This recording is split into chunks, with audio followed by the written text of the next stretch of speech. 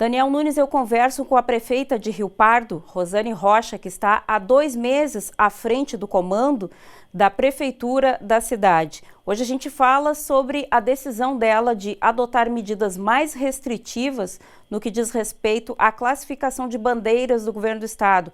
A região a que pertence Rio Pardo, a região de Vale do Rio Pardo, de número 28, foi classificada mediante recurso numa bandeira laranja, mas a prefeita decidiu que manteria as restrições do primeiro enquadramento, que é a de bandeira vermelha de alto risco. Prefeita, boa tarde. Que medida foi essa e por que adotar uma medida mais restritiva frente a uma flexibilização?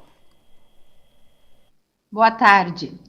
O nosso município está com um número de contaminação bastante grande, mas a nossa preocupação maior é a questão da ocupação de leitos, tanto do nosso hospital aqui da nossa cidade, quanto da nossa região. E nós tivemos, nesses últimos 15 dias, 9 óbitos. Então, como elevou o número de contaminação, a questão do número de leitos ocupados no nosso município, que nós estamos com praticamente lotado, a nossa preocupação ficou muito grande. Então, a nossa região, como tu mesmo disseste, ela foi indicada a bandeira vermelha, mas a região entrou com recurso e reverteu para a bandeira laranja. Mas o nosso município, os indicadores todos eram para a bandeira vermelha. A bandeira vermelha, as restrições são bem drásticas, né, afetando muito a nossa economia. Dentro dessas reuniões, nós tomamos a decisão, então, de, a partir de quarta-feira, adotar a bandeira vermelha, que está acontecendo.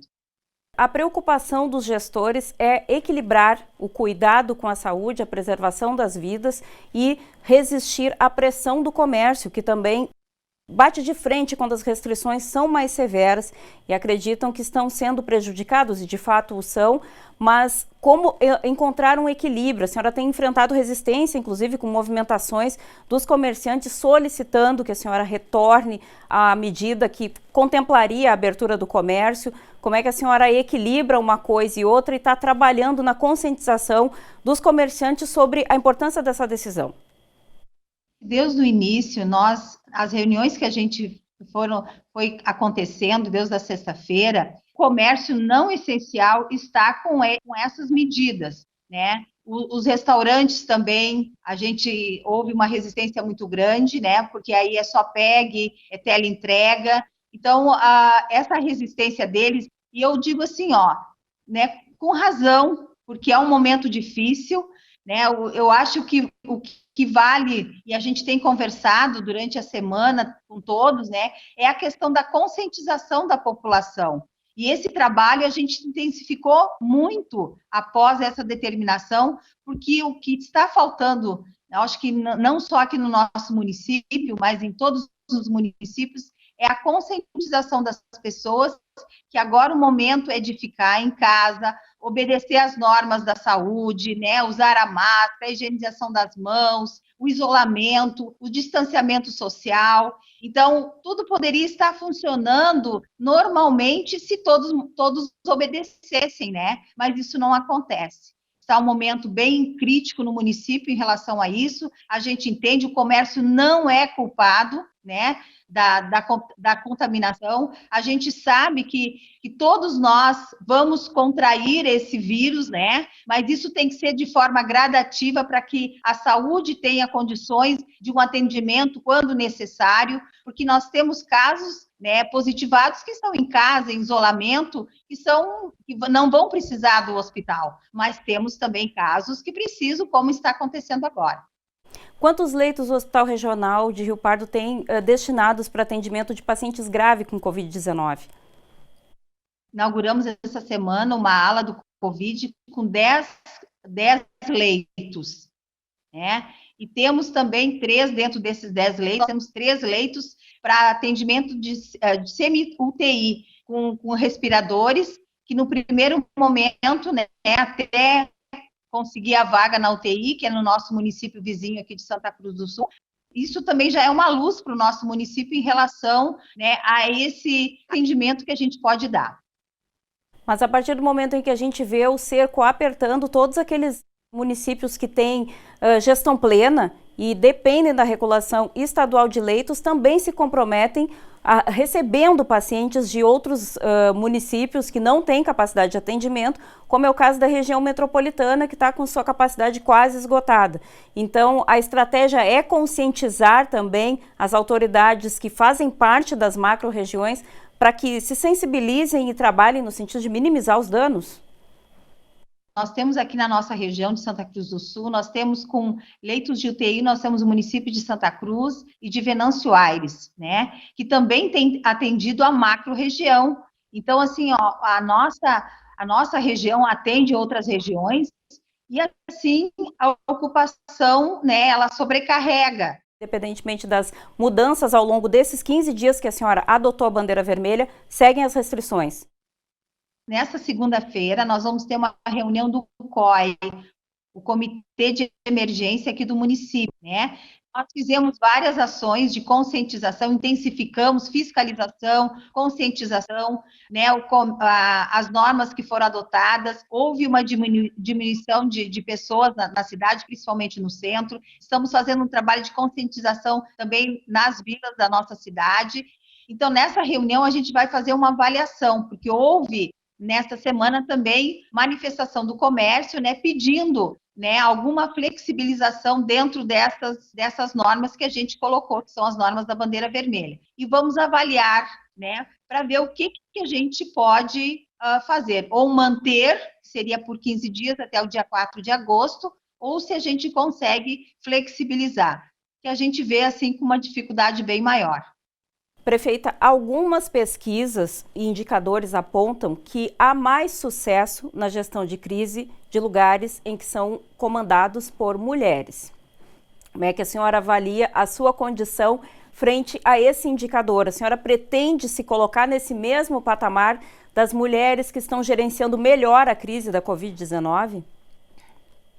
Para mim está sendo um desafio. Eu acho que são momentos que a gente vive, e o mundo me deu essa oportunidade, né? E a gente quer administrar da melhor forma possível. Eu acredito que todos os prefeitos e prefeitas, nesse momento, estão com situações bem atípicas, mesmo na comissão que a gente tem, a comissão de emergência, mas acaba em cima da figura da prefeita a determinação, né, de tudo que é feito.